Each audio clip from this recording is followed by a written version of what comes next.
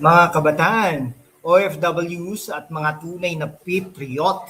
Ngayong araw nito, May 11, 2026, kudita sa Senado. Kanina nag-live po tayo, no? Maraming salamat po sa inyong lahat na sumuporta. Si Tito Soto, ha? Laglag na. Si Senador Alan Peter Cayetano, bagong Senate President, 13-10-2 ang boto. Pero habang nagdiriwang tayo sa Senado, anong ginagawa ng House of Representatives? Botohan sa impeachment ni VP Sara.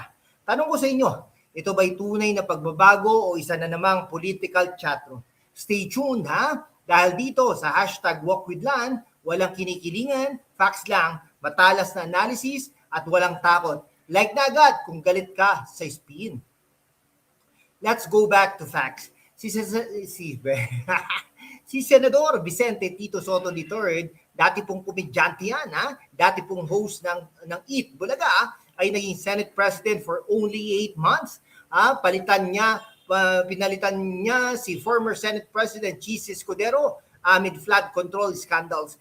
Ngayon biglang may kudita, ngayon umaten pa si Bato de la Rosa, biglang bumalik at talagang boom, no? 13 votes kay Cayetano. Bakit si Soto laglag? Siya raw ang vocal na i-convene agad ang impeachment court forthwith. Pero tignan natin ang track record niya.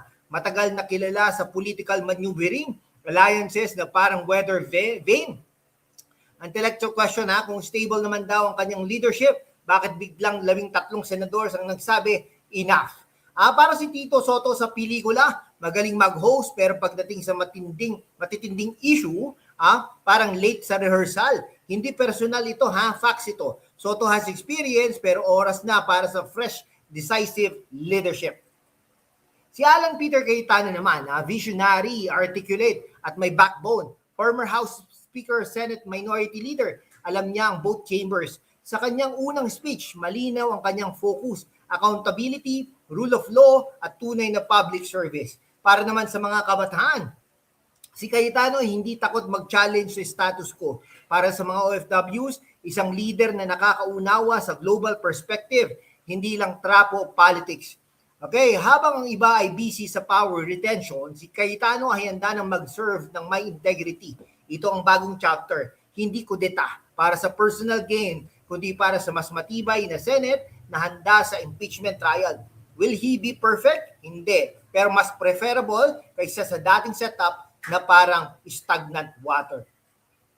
Ngayon sa kabilang dako, ang House of Representatives botohan sa impeachment articles laban kay VP Sara Duterte, misuse of confidential funds, unexplained wealth, grave threats, etc.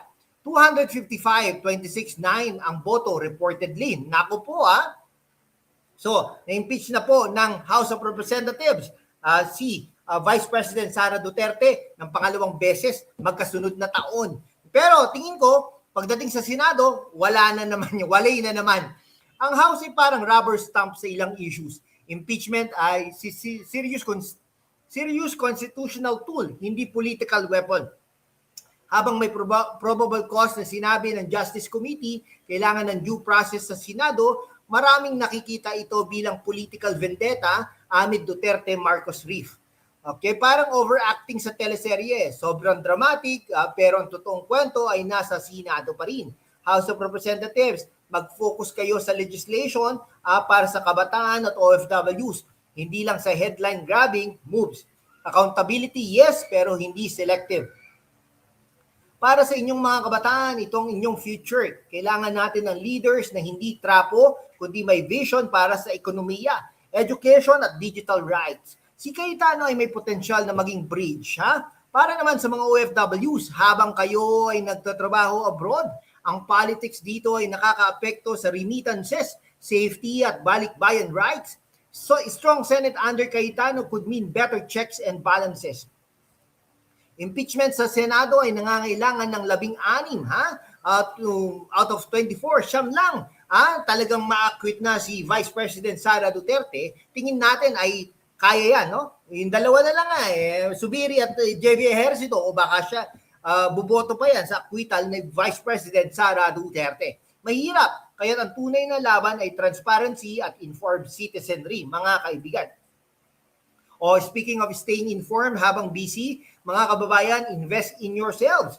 You green charges at Bavin Power Bank sa Lazada or Shopee, perfect para sa mga estudyante na nagre-research ng politics hanggang madaling araw, o OFWs naman na nagpe-Facebook Live.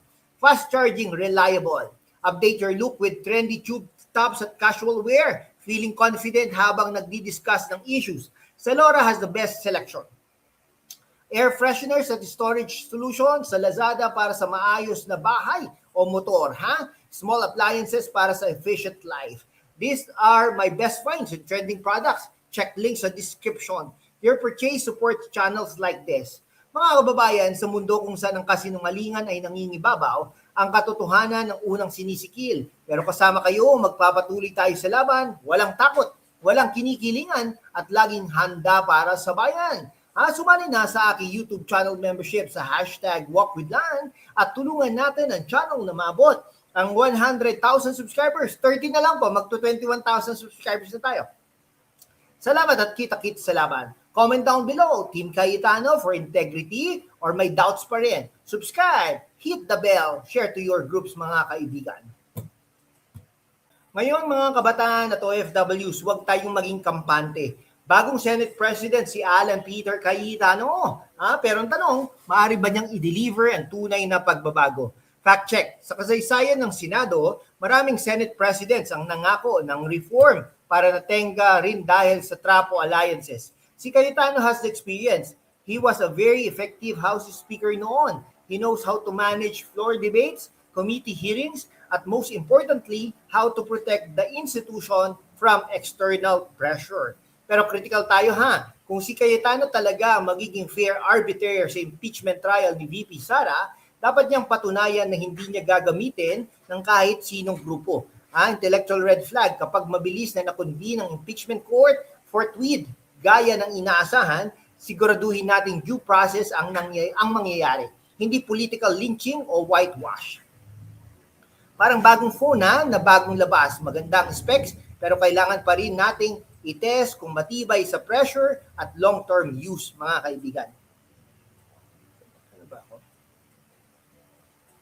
Ito ang inyong panahon, Huwag maging passive scrollers lang sa TikTok at Twitter. Mag-aral ng konstitusyon, sundan ang hearings at maging informed voters sa susunod na eleksyon.